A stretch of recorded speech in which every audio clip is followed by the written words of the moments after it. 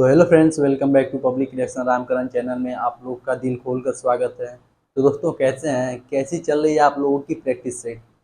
दोस्तों, जैसे कि मैंने 4 प्रैक्टिस सेट कवर करा चुके हैं और आज का जो प्रैक्टिस सेट है वो अब 5वां प्रैक्टिस सेट है। दोस्तों, हर रोज़ से और मैं कह दूं कि जो आज का जो प्रैक्टिस सेट है बहुत ही शानदार रहने वाला है। ज़्यादा टॉप भी नहीं है, ज़्यादा निम्न स्तर का नहीं है, मॉडरेट लेवल का है दोस्तों। तो चलिए हम लोग आज की जो प्रैक्टिस सेट है उसको शुरू करते हैं। देर न करते हुए दोस्तों चलिए पढ़ते हैं। तो कंप्यूटर महाशय आप क्या करिए, पहले क्वेश्चन को डालिए, ठीक है। और हम पढ़ते हैं क्वेश्चन नंबर 1 को, जो मैंने प्रैक्टिस नंबर 4 में जो क्वेश्चन दिए थे उसको आप लगाइए। देखिए क्या कह रहा है कि किसी शहर की जनसंख्या प्रतिवर्ष 15% की दर से बढ़ती है। वर्तमान जनसंख्या 10 लाख है, तो कितने वर्ष में यह 15,20,875 हो जाएगी। तो दोस्तों यहाँ से देखिए, हम यदि 15% पहले वर्ष, 15% पहले वर्ष और 15% दूसरे वर्ष, 15% तीसरे वर्ष और 15% चौथे वर्ष, 4 वर्ष में यदि हम 15% लेते हैं तो हो जाता है कितना, 60%। यदि हम 10 लाख का 60% निकालें तो हमारा कितना आएगा, 6 लाख जनसंख्या होगी। जहाँ तक हम देख पा रहे हैं क्वेश्चन में कि 10 लाख से बढ़ के 15,20,875 हो रही है, तो इसमें बढ़ोतरी कितनी की हो रही है, 5,20,000 की।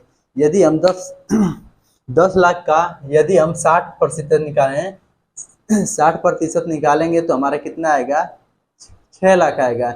और 6 लाख हमारा बढ़ाया नहीं गया है। इसका मतलब यह है दोस्तों कि हमारा जो समय है वह 4 वर्ष तक नहीं है, हमारा जो समय है वह 3 वर्ष तक ही रहेगा। कि जैसे यदि हम 10 लाख का यदि मोटा निकालें 45%, तो हमारा आएगा कितना, 4,50,000। और इसका जो समतुल्य दर जो निकालते हैं वह अप्रोक्स 45 नहीं आता है, और 45 का हम निकालेंगे तो कुछ आगे भी आएगा। तो इस प्रकार से हमारा जो समय हो जाता है, हम मोटा बोल दें कि हमारा जो समय होगा वह 3 वर्ष का होगा। ठीक है दोस्तों, कितने वर्ष का होगा, 3 वर्ष। इस क्वेश्चन का जो आंसर हो जाता है वह 3 वर्ष हो जाता है, ऑप्शन नंबर डी। ठीक है ना दोस्तों, इसको हम हमेशा लगाने का प्रयास करेंगे अप्रोक्सीमेशन से। किससे, अप्रोक्सीमेशन से हमेशा लगाएंगे तो हमारा जल्दी से सवाल सॉल्व हो जाएगा। ठीक है, चलिए आगे बढ़ते हैं अगले प्रश्न पे। आज का जो पहला प्रश्न है, सभी लोग पढ़ेंगे आज का पहला प्रश्न को, ठीक है। सभी दोस्त पढ़िए इस पहले प्रश्न को। क्या कह रहा है, किसी आयताकार बक्से की लंबाई 21 सेंटीमीटर, चौड़ाई जो है 77 सेंटीमीटर और तथा ऊंचाई जो है वह 24 सेंटीमीटर है। तो बक्से को पिघलाकर एक गेंद के रूप में परिवर्तित किया गया है, तो गेंद की त्रिज्या बताना है। तो दोस्तों क्या है कि जब भी किसी एक 3D फिगर से दूसरे 3D फिगर में कन्वर्ट करते हैं तो हमारा जो आयतन होता है इन दोनों का बराबर होता है। तो इसको कैसे लगाते हैं, आइए देखते हैं। दोनों के आयतन को बराबर करते हैं। आयताकार जो बक्सा है वह क्या कहलाएगा, घनाभ। और घनाभ का जो आयतन होता है क्या होता है, लंबाई गुणे चौड़ाई गुणे ऊंचाई। यहाँ से करेंगे 21 सेंटीमीटर इसकी लंबाई, और जो चौड़ाई है वह कितनी है, 77 सेंटीमीटर, और इसकी जो ऊंचाई है वह कितनी है, 24 सेंटीमीटर। ठीक है ना दोस्तों। अब देखा, बक्से को पिघलाकर क्या बना रहा है, गेंद। और गेंद क्या होता है, गोलाकार, और गोले का आयतन क्या होता है, 4/3 पाई आर क्यूब। तो देखिए यहाँ से लिखेंगे 4/3, पाई का मान रख देते हैं 22/7, और आर क्यू का मान, जिसमें हमें त्रिज्या पूछा है, यानी आर क्यू का मान पूछा है। ठीक है ना दोस्तों, कितना लिखेंगे, 22/7। ठीक है ना। अब यहाँ से देखिए आर क्यू का वैल्यू हमें निकालना है। अब यहाँ से करेंगे क्या, यहाँ लिखेंगे 21 गुणे 77 गुणे 24, और बटे में आ जाएगा 3 उधर जाएगा, ऊपर 3 हो जाएगा, और गुणे 7 हो जाएगा। ठीक है, यहाँ से 22 और 4 नीचे आ जाएगा, 4 गुणे 22। अब यहाँ से काटेंगे 11 दूनी 22, 11 सत्ते 77। यहाँ से काटेंगे 4 दूनी 8, 4 दूनी 8 और 8 तरीके 24, ठीक है। अब यहाँ से हम गुणा करेंगे, यहाँ से बचेगा 21, ठीक है, और यहाँ से बचेगा 7 तरीके 21, और यहाँ से हो जाएगा 7 तरीके 21, ठीक। कितना हो जाएगा दोस्तों? 7 तरीके 21 हो जाएगा। और आर क्यू का वैल्यू, यदि कोई 3 बार संख्या दोहराई गई हो तो वह घन कहलाता है। और देखिए यहाँ से त्रिज्या हमारी निकल कर आ जाती है कितनी? 21 सेंटीमीटर। कितना आ जाता है दोस्तों? तो आपका जवाब होगा कितना? 21 सेंटीमीटर। इस गेंद की जो त्रिज्या निकल कर आ गई दोस्तों, कितनी आ गई? 21 सेंटीमीटर। तो चलिए आज का जो पहला क्वेश्चन है उसे हम लोगों ने कर लिया, और उम्मीद है आप लोग इसे समझे होंगे। और चलिए आगे बढ़ते हैं अगले क्वेश्चन की तरफ। आज का जो दूसरा प्रश्न है क्या है, उसे सभी दोस्त पढ़ेंगे और समझेंगे क्या कह रहा है। क्वेश्चन नंबर 2 को आप लोग सभी दोस्त पढ़िए।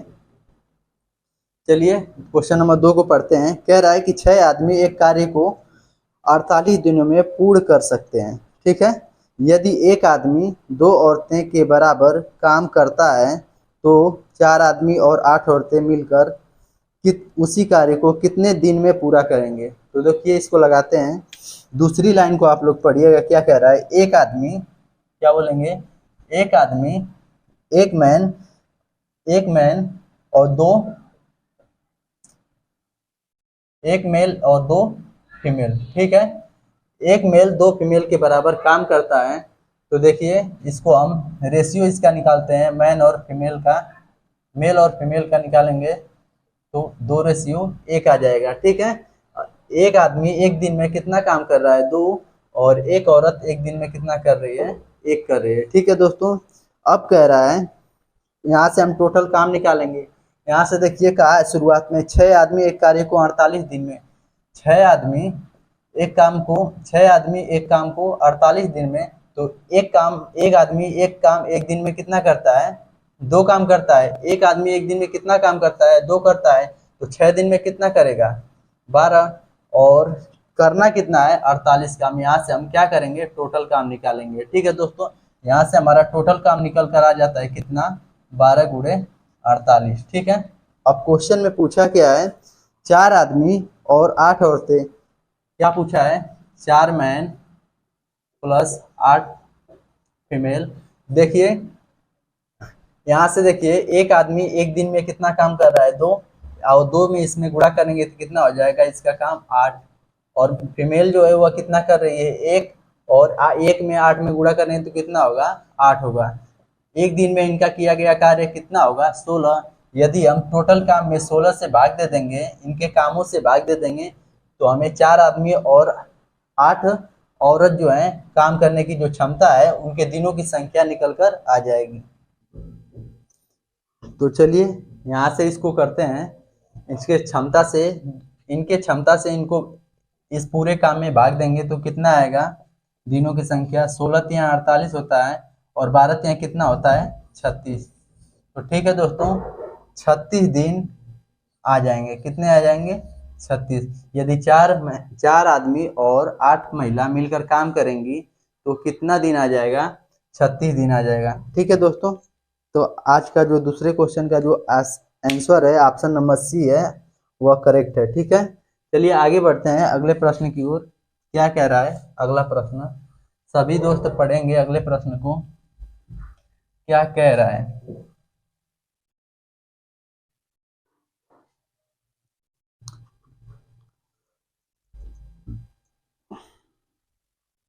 चलिए दोस्तों क्वेश्चन नंबर 3 को पढ़ते हैं। कह रहा है यदि कोई दुकानदार एक वस्तु को 6750 में बेचता है तो उसे 10% का नुकसान होता है। यदि 10% का लाभ कमाने के लिए उस वस्तु को किस मूल्य पर बेचना होगा? तो देखिए पहले कितने परसेंट का नुकसान हो रहा है, तो आपका जवाब हुआ कितने? 10%। यदि 10% का नुकसान हो रहा है तो दे कितना आ रहा है? 90%। और 90% का वैल्यू कितना दिया है?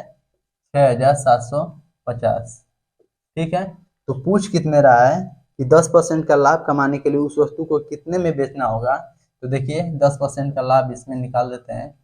तो यहाँ से देखेंगे 6750, ठीक है, बटे 90, और ये जाकर गुणा करता है, इसी का मान हमें बताना है। 1 0 से 1 0 कट गया, इसको काटेंगे 9 सत्ते 63 और बचा कितना, 4 बचा 9 पचे 45 और गुणे कितना करेंगे 11। इसको गुणा करने पर हमें जो प्राप्त होगा कितना होगा 11 पचे 55, ठीक है। बचा हासिल 5 और 11 से 77, 5 कितना होता है 82। इस क्वेश्चन का जो आंसर है वह कितना हो जाता है 8250, ठीक है दोस्तों। यदि वह 8250 में से बेचता है तो उसे क्या होगा 10% का लाभ होगा, ठीक है ना दोस्तों। उम्मीद करते हैं समझ में आया होगा। आगे बढ़ते हैं क्वेश्चन नंबर 4 की तरफ। क्या कह रहा है क्वेश्चन नंबर 4, सभी दोस्त उसे पढ़ेंगे क्वेश्चन नंबर 4 को। तो चलिए पढ़ते हैं क्या कह रहा है। 7 सेंटीमीटर त्रिज्या वाली 6 गोलाकार गेंदों को लबालब भरी हुई है, ठीक है। एक बाल्टी में डुबाया जाता है, उससे निकले हुए पानी को 14 सेंटीमीटर त्रिज्या वाले एक बेलनाकार जार में एकत्रित किया जाता है। तो जार में पानी की ऊंचाई क्या है, ठीक है दोस्तों। इसको कैसे करेंगे, जिस प्रकार से मैंने बताया, यदि किसी द्रव को या किसी पदार्थ को एक चीज से दूसरे चीज में डाला जाता है तो उसमें क्या होता है कि दोनों का आयतन भी इसमें समान होता है। तो देखिए इसमें कैसे करेंगे कि कितने गेंदें हैं, तो आपका जवाब होगा कितना 6 गेंदें हैं। कितने गेंदें हैं दोस्तों 6 गेंदें हैं। तो इसमें कह रहा है कि लबालब भरी हुई है, तो इसको कैसे, गोलाकार गेंदों का मतलब क्या होता है कि गोले का जो आयतन होता है वह कितना होता है। तो आपका जवाब होगा कितना 4/3 पाई आर क्यू। कितना होता है 4/3 और पाई आर की वैल्यू कितना दिया है त्रिज्या वह 7, क्यू है तो क्यू लगा लेंगे, ठीक है दोस्तों। अब कह रहा है किसी बाल्टी में डुबोया जाता है तो निकले हुए पानी को 14 सेंटीमीटर त्रिज्या वाले एक बेलनाकार जार क्या होता है, एक बेलन होता है।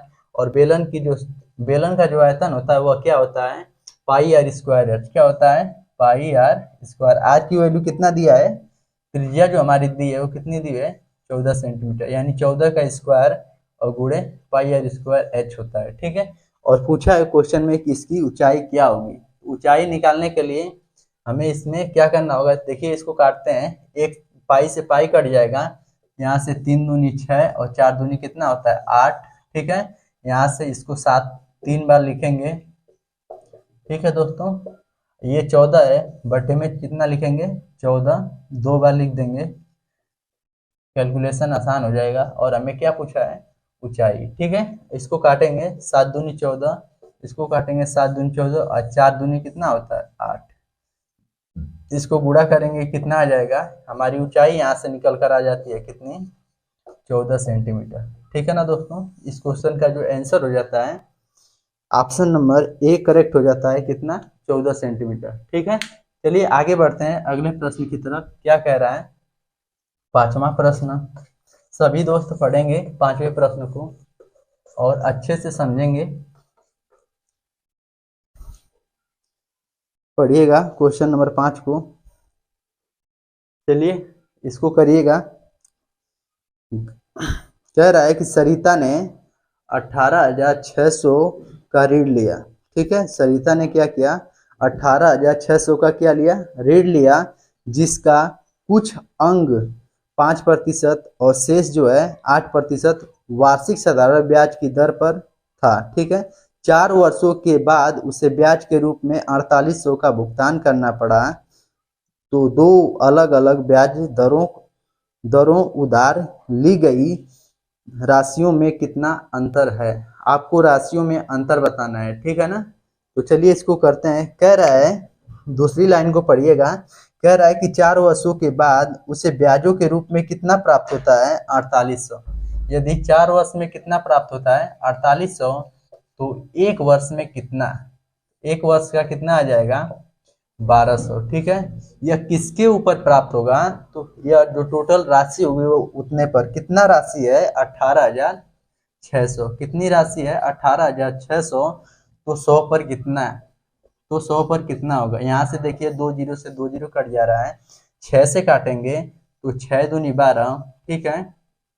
और यहाँ से 6 3 18 और 6 1 कम 6, यानी हमारी जो दोनों राशि निकल कर आ गई ब्याज की वो कितनी आ गई 200 बटे कितनी आ गई 31।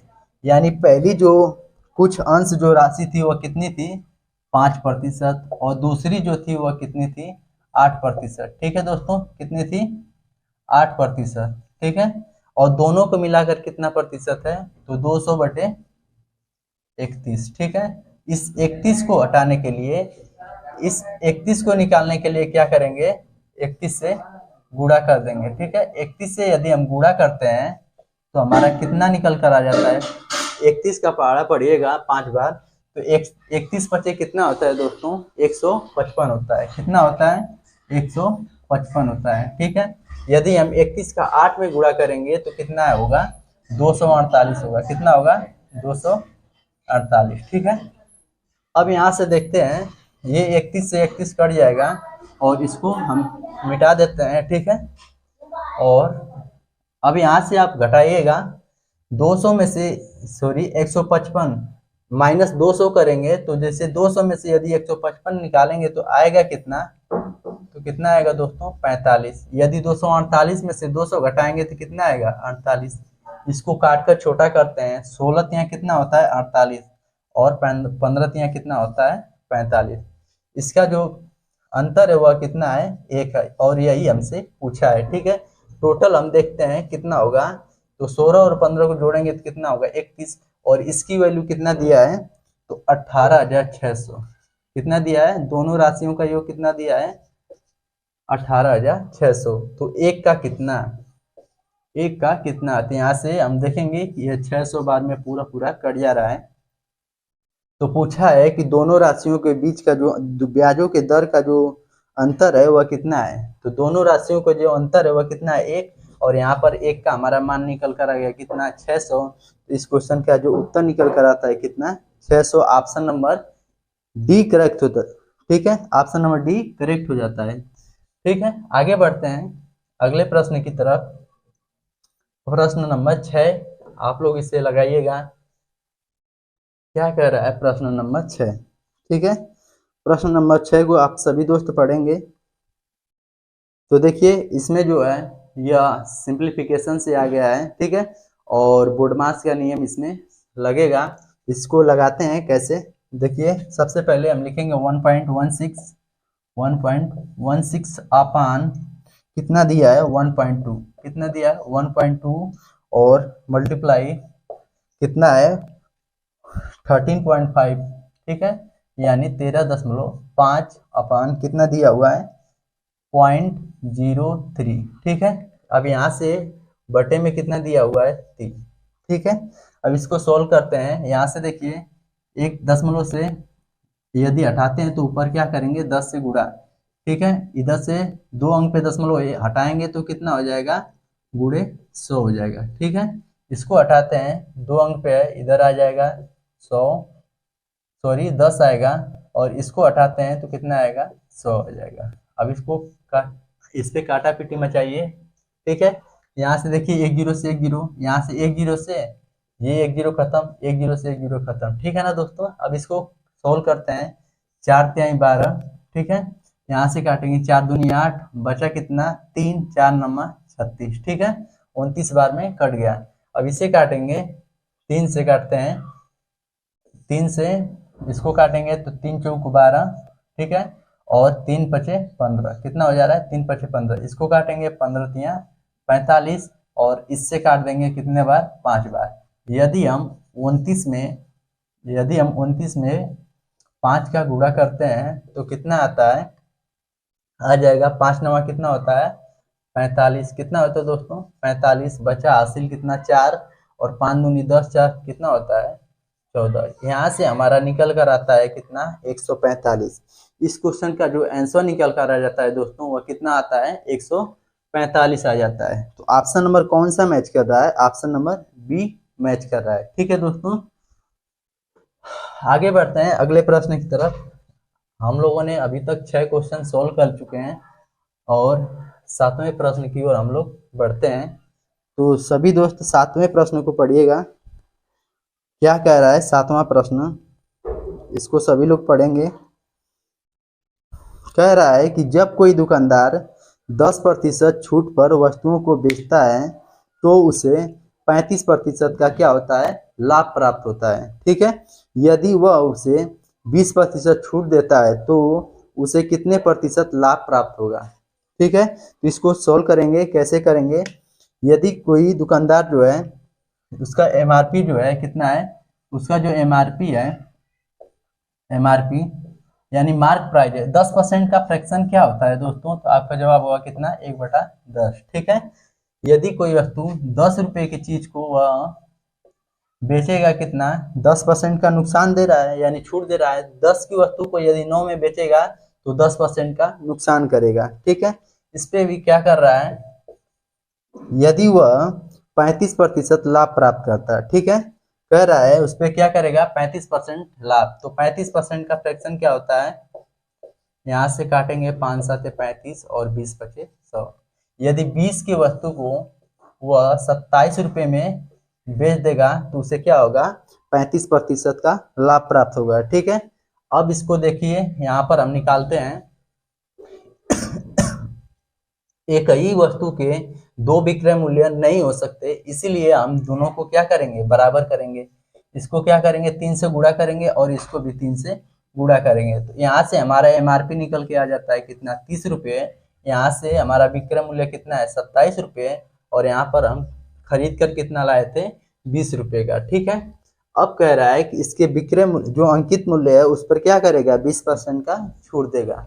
ठीक है ना दोस्तों, छूट किस पे दी जाती है, जो किताब पे प्रिंटिंग होता है, एमआरपी जो होता है उस पे दी जाती है। तो मार्क प्राइस पे देखिए निकालेंगे 20% का छूट, तो यहाँ से आ जाता है कितना, 1 0 से 1 0 1 0 से 1 0, यानी 30 की वस्तु को इस पर क्या करेगा, 6 की छूट देगा तो बेचेगा कितना, 24 का। यदि 20 की वस्तु को 24 में बेच रहा है तो लाभ कितने का कमा रहा है, 4 का। किसके ऊपर कमा रहा है, तो 20 पर कमा रहा है, क्योंकि क्रय मूल्य पर लाभ हानि की गणना की जाती है और प्रतिशत निकालने के लिए 100 से गुणा। यहाँ से काटेंगे तो आएगा 20 बचे 100 और 5 चौको कितना होता है, 20। उसका टोटल जो लाभ निकल कर आ गया वो कितना आ गया, तो 20%। ठीक है, आगे बढ़ते हैं, उम्मीद करते हैं समझ में आएगा आप लोगों को। अगले प्रश्न की ओर बढ़ते हैं, क्वेश्चन नंबर 8 की तरफ। क्या पढ़ेंगे, क्वेश्चन नंबर 8 को सभी दोस्त देखेंगे, क्या कह रहा है,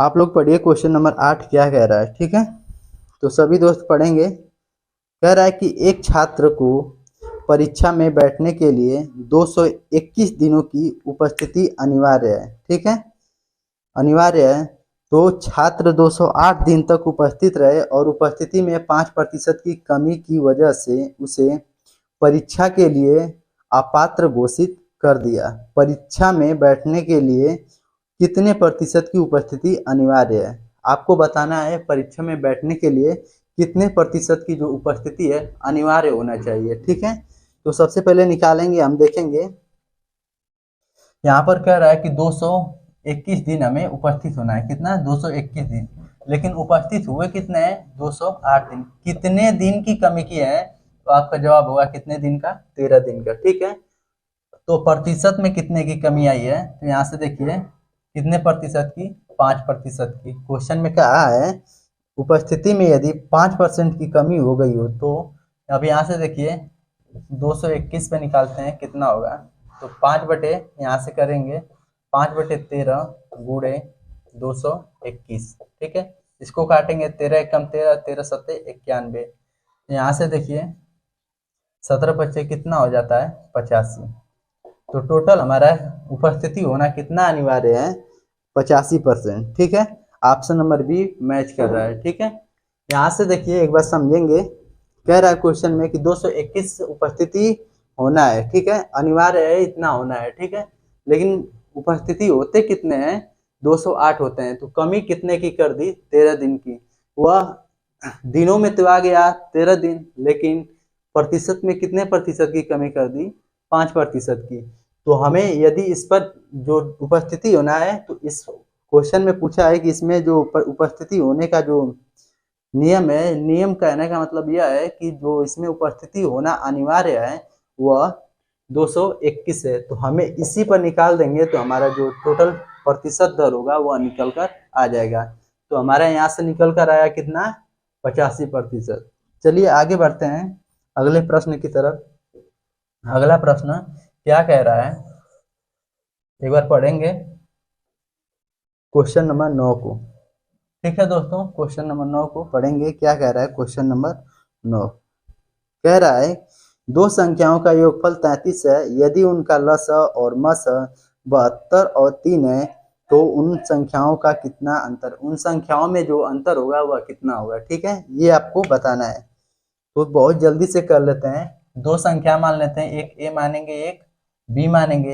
यदि इनमें हम मसा का गुणा कर देते हैं तो हमें पूर्ण संख्या प्राप्त हो जाती है। एक 3 हो जाएगा, एक बी। मसा हमारा कितना है 3, कितना है 3। एक बार 3 ए में करेंगे गुणा और बी में करेंगे एक बार, तो हम यहाँ से 3 ए और 3 ए बी ये दोनों संख्या हमें प्राप्त हो जाती है। ठीक है ना। अब क्या करना है कि हमें इसका लसा निकालना है। हमें लसा कितना दिया है 72 दिया है, तो इनका लसा निकालेंगे तो कितना आएगा 3ab। ठीक है, इनका लसा कितना आ गया 3ab और हमारा लसा कितना दिया है 72। ठीक है, अब यहाँ से हम काटेंगे तो फाइनली ए और बी का जो मान निकल कर आ गया कितना आ गया 24। ठीक है, अब यहाँ से कहा है आगे पढ़िएगा दो संख्याओं का योगफल 33 है। अगर इसको ऐड करते हैं तो 3a प्लस 3b होगा। 3 कामन करेंगे तो 3a प्लस b की जो मान होगा वह कितना होगा 33। इसको काटेंगे तो कितना होगा 11। दो संख्याओं का योगफल कितना आया 11 और दो संख्याओं का गुणनफल कितना आया 24। ठीक है, तो कह रहा है कि उन संख्याओं में जो अंतर है वो हमें बताना है। तो सबसे पहले संख्या निकालेंगे। आप ऐसी दो संख्या ढूंढिए जो गुणा जोड़ने पर कितना आ जाए 11 और गुणा करने पर कितना आ जाए 24। तो आपका जवाब क्या होगा 8 तिरिके 24। क्या बोलेंगे 8 तिरिके 24। जो जोड़ने पर कितना आ रहा है 11 आ रहा है और इसी का गुणा करेंगे तो कितना आएगा 24। ठीक है ना दोस्तों, तो ये आपका संख्या निकल कर आ गया। तो देखिए एक का मान कितना आ गया 8 और एक का मान 2 आ गया, 3 आ गया। ठीक है, अब यहाँ से हम एक संख्या में रखेंगे 8 तिरिके कितना हो जाएगा 24 और यहाँ पर रखेंगे 3 तो 3 तिरिके कितना हो जाएगा 9। दूसरी संख्या ये, पहली संख्या ये, और इन दोनों का अंतर पूछा है। ठीक है, तो 24 में से यदि हम 9 घटाएंगे तो कितना आएगा 15। ठीक है, इस क्वेश्चन का जो आंसर निकल कर आ जाता है ऑप्शन नंबर डी करेक्ट हो जाता है, कितना 15। ठीक है ना। तो ठीक है दोस्तों, आगे बढ़ते हैं। इस क्वेश्चन का आंसर निकल कर गया option number D 15। Question number 10 को सॉल्व करते हैं। क्या कह रहा है क्वेश्चन नंबर 10, सभी दोस्त पढ़ेंगे। पढ़िए सभी दोस्त क्या कह रहा है। इसको पेन उठाने की जरूरत नहीं है, इसको आप वैसे ही मौखिक लगा सकते हैं अगर आपका जो प्रैक्टिस है वो मजबूत हो चुका है तब। अगर इस पे आप प्रयास नहीं किए हैं, अभ्यास नहीं किए हैं तो नहीं लगा सकते हैं। ठीक है, कह रहा है क्वेश्चन को क्या कह रहा है इसको पढ़ेंगे। कह रहा है कि एक कक्षा के 40 छात्रों के औसत प्राप्तांक कितने हैं 92। छात्र कितने हैं 40 और औसत प्राप्तांक कितने हैं 92। ठीक है, इन कक्षा के दो छात्र जिनके औसत प्राप्तांक कितने हैं 95, तो इनका योग निकाल सकते हैं। ठीक है, दो छात्रों का जो औसत प्राप्तांक है वह कितना है 95। इसको गुणा करेंगे कितना आएगा 190। कितना आएगा दोस्तों 190 आएगा। और कह रहा है कि दूसरी कक्षा में चले गए, यानी 190 किलो वजन लेकर अपने जो विद्यार्थी हैं वह दूसरी कक्षा में चले जाते हैं। फिर क्या होता है और उनकी जगह दो नए छात्र कक्षा में समाविष्ट हो जाते हैं, यानी संख्या पे तो कोई परिवर्तन नहीं हुआ। ठीक है ना दोस्तों, तो देखिए इसके वजन में परिवर्तन हो सकता है। अब देखिए कह रहा है कि इस कक्षा में छात्रों के औसत प्राप्तांक कितने हो जाते हैं 90 हो जाते हैं। पहले 40 छात्र थे, ठीक है 40 छात्र, उसके औसत प्राप्तांक कितने थे 92। अब इन्हीं 40 छात्रों का जो औसत प्राप्तांक हो जाता है कितना 90 हो जाता है। तो कितने की कमी आती है 2 की। ये जो 2 की कमी आएगी ना ये प्रत्येक पर आएगी, कितने पर प्रत्येक पर। ठीक है, और 1 पर 2 आती है तो 40 पर कितना होगा तो गुणे 2 कर देंगे, कितनी होगी 80। कितने की कमी आ जाती है 80 की, यानी जो 2 छात्र आएंगे होंगे 80 किलो कम आएंगे, तो कितने आएंगे 110। अब जो 2 छात्र कम आए थे, जो आए थे वह 80 किलो कम लेकर आए थे, तो पूछ रहा है कि इनका जो औसत प्राप्तांक होगा वह कितना होगा।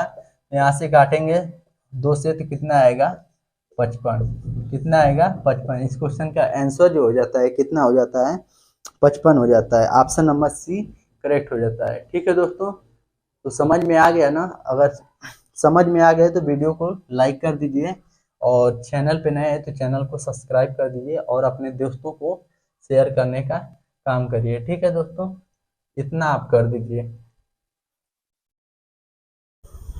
चलिए आगे पढ़ते हैं अगले प्रश्न की ओर। Question number 11। क्वेश्चन नंबर 11 क्या रहा है, सभी दोस्त पढ़ेंगे। ये एक छोटकू सा प्रश्न है, यह बहुत मस्त प्रश्न है, इसको देखेंगे सभी दोस्त। कह रहा है किसी संख्या को जब 119 से विभाजित किया जाता है तो हमारा जो शेषफल बचता है कितना बचता है 19 प्राप्त होता है। ठीक है, कितना प्राप्त होता है 19 प्राप्त होता है।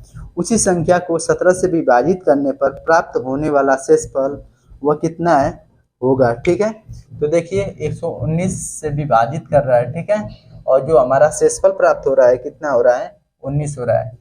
ऐसे कंडीशन में जो हमारा शेषफल होता है वह संख्या बन जाता है। क्या बन जाता है, संख्या बन जाता है। और कह रहा है इसी संख्या को यदि हम 17 से डिवाइड करें तो हमारा जो शेषफल बचेगा, रिमेनिंग बचेगा, रिमाइंडर वह कितना बचेगा, तो काटेंगे 17 एकम 17, बचेगा कितना 2, ये हमारा शेषफल बचेगा। ठीक है, तो इसका शेषफल कितना बचा 2, ऑप्शन नंबर सी सही है। ठीक है, चलिए आगे बढ़ते हैं अगले प्रश्न की तरफ। क्वेश्चन नंबर 12 को पढ़ेंगे जल्दी से, फटाफट करते हैं क्वेश्चन नंबर 12 को। ठीक है, एक दुकानदार ने 2 अलग अलग कंपनियों से 10,500 में दो प्रिंटर खरीदे। ठीक है, वह एक प्रिंटर को 20% के लाभ पर और दूसरे प्रिंटर को 10% के नुकसान पर बेचता है। ठीक है, ऐसा करने पर उसे पता चला कि दोनों प्रिंटर का विक्रय मूल्य समान है। ठीक है, और कह रहा है कि उसे हुए शुद्ध लाभ या नुकसान की गणना कीजिए। तो इसको कैसे करेंगे, इजी है काफी। देखिए कौन कौन है एक पहला प्रिंटर है और एक दूसरा प्रिंटर है। ठीक है, दोनों को बेचा कितने में है, दोनों को 10,500 में, नहीं खरीदा है कितने में 10,500 में। तो कह रहा है पहले प्रिंटर पर क्या किया है 20% का लाभ कमाया है, तो 20% का जो फ्रैक्शन होता है वह कितना होता है 1/5 होता है। ठीक है, यदि 5 की चीज को वह 6 में बेचेगा तो वह क्या करेगा लाभ कमाएगा।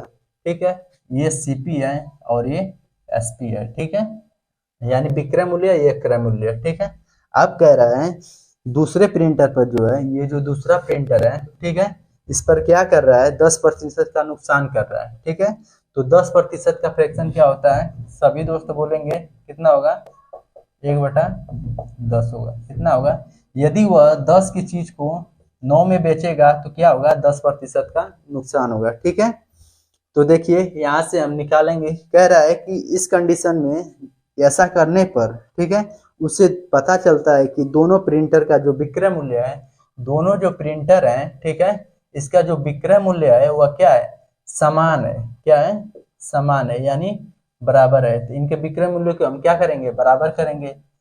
इसका देखिए यहाँ पर 3 पर गुणा करेंगे, 3 से 6 18, और यहाँ से हम गुणा करेंगे 3 से, तो कितना होगा, यहाँ से देखेंगे यहाँ 2 से गुणा करेंगे, यह भी 18 हो जाता है और यह भी 18 हो जाता है।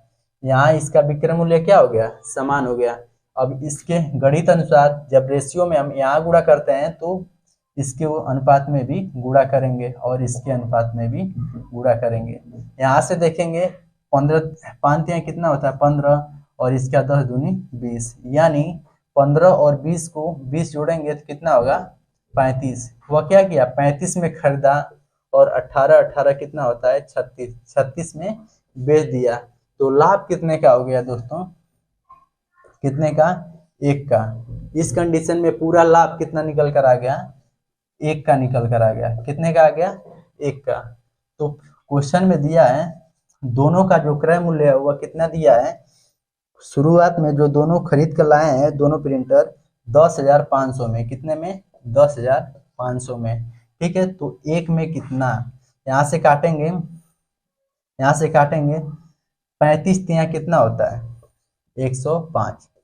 तो इस क्वेश्चन का जो आंसर निकल कर आ जाता है कितना 300, क्योंकि यहाँ पर देख रहे हैं एक का लाभ हुआ है और क्वेश्चन में पूछ रखा है उसे शुद्ध लाभ या शुद्ध पूरा नुकसान की गणना कीजिए। तो टोटल हमारा लाभ कितने का हुआ है एक का, और एक का मान हमें निकल कर आ गया कितना 300। तो इस क्वेश्चन का उत्तर निकल कर आ जाता है दोस्तों कितना 300। ऑप्शन नंबर सी करेक्ट हो जाता है, ऑप्शन नंबर बी करेक्ट हो जाता है। ठीक है ना, चलिए बढ़ते हैं अगले प्रश्न की तरफ। उम्मीद करते हैं समझ में आया होगा। क्वेश्चन नंबर 13 की तरफ बढ़ते हैं। क्या कह रहा है क्वेश्चन नंबर 13, पढ़ेंगे क्वेश्चन नंबर 13 को।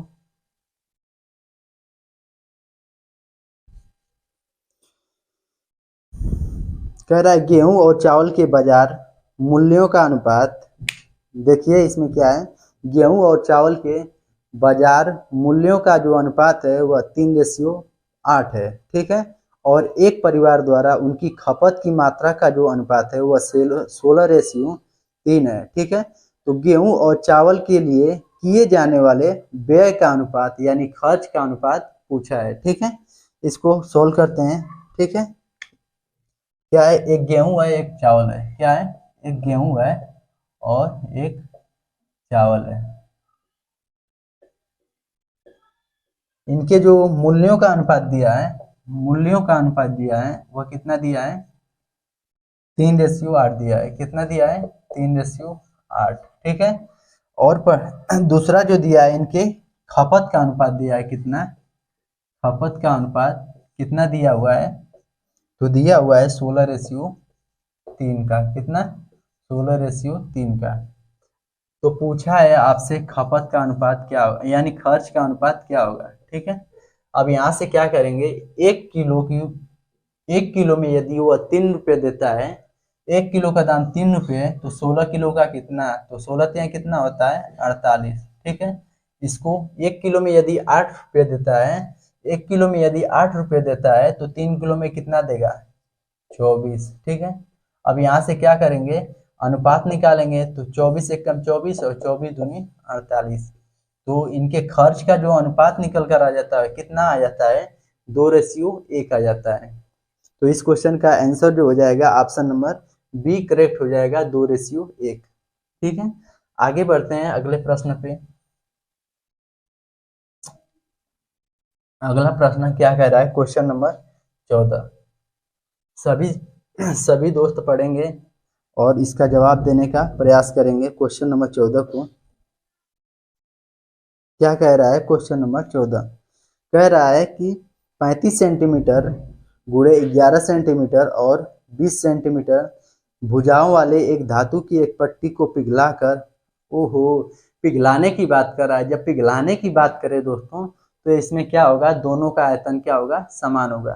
ठीक है, इसमें पिघलाएगा, तोड़ेगा, मरोड़ेगा, जोड़ेगा, मतलब कुछ भी करे। ठीक है, जब इसका एक चीज से दूसरी चीज में बनाता है या डालता है तो हमारा इसमें आयतन क्या होता है दोनों का बराबर होता है। शुरुआत में मैं बताया था कि जब भी किसी एक 3D फिगर से दूसरी 3D फिगर बनाई जाए तो उस कंडीशन में दोनों का आयतन क्या होता है बराबर होता है। ठीक है, इसको करते हैं।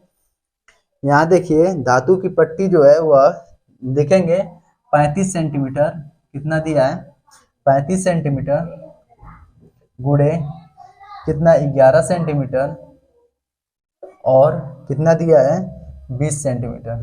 कितना दिया है 20 सेंटीमीटर और किसमें पिघलाकर बना रहा है 0.7 mm त्रिज्या वाले एक तार का निर्माण करता है। जब तार की बात करें तो हमेशा इसमें क्या करेगा बेलन का रूप धारण करेगा। ठीक है, तो यह जब तार की बात करें, सिलेंडर की बात करें, पाइप की बात करें तो हमेशा क्या करेगा यह बेलन का बात करेगा। ठीक है, इसको देखिए तब बताइए बेलन का आयतन क्या होता है पाई आर स्क्वायर एच होता है। ठीक है, पाई का मान रख देंगे, यहाँ से रखेंगे, इसको इसको हटा दीजिए, इसको सोल्व करते हैं। पाई का मान रख देंगे कितना 22/7। ठीक है, और पाई आर स्क्वायर एच होता है तो आर की वैल्यू कितना है 0.7 इसको 2 बार लिखेंगे, 0 पॉइंट इसको दशमलव हटाएंगे और बटे में 10 लिख देंगे, इसको 0.7 दशमलव हटाएंगे, ठीक है, और 10 लिख देंगे, ठीक है। ये mm में है दोस्तों, किस में है, mm में है, पाई आर स्क्वायर एच होता है, ठीक है। तो mm में होता है, ये दो है, mm में है यानी मिलीमीटर में है। इसको सेंटीमीटर में बनाने के लिए क्या करना होगा, 10 से भाग देना होगा। तो इसमें फिर से 10 से भाग देते हैं दोनों में, तो हमारा जो ये सेंटीमीटर में कन्वर्ट हो जाता है, ठीक है। अब इसको क्या करेंगे, काटेंगे, 7 से 60 कट गया, ठीक है। ये जाइए इधर जाएगा, इसको गुणा करते हैं, 35 गुणे 11 गुणे 20, ठीक है। ये 200 इधर आकर गुणा करेगा, गुणे कितना हो जाएगा, 100 गुणे 100, बटे देखते हैं कितना है, 22 गुणे कितना हो जाएगा, 7, कितना हो जाएगा, 22 गुणे कितना होगा, 7। ये जो है सेंटीमीटर में दिया है, और जो हमारा ऑप्शन दिया है दोस्तों वह किस में दिया है, मीटर में दिया है। तो इसको मीटर में बनाने के लिए क्या करेंगे, 100 से भाग दे देंगे। तो देखिए इस 100 से ये 100 कट गया, यहाँ से देखिए 11 दूनी 22 और 11 से ये कट जाएगा। यहाँ से देखिए 7 से काटेंगे, 7 बचे 35 और यहाँ से इसको काटेंगे कितना, 10। तो हमारा टोटल निकल कर कितना आ जाता है, 5, ये 3 0, ठीक है, कितना आ जाएगा, 5000 मीटर। तो क्वेश्चन में पूछा है कि इसकी जो तार की जो लंबाई होगी वह कितनी हो जाएगी, 5000 मीटर हो जाएगी। इस क्वेश्चन का आंसर जो निकल कर आ जाता है ऑप्शन नंबर बी करेक्ट हो जाता है, ठीक है।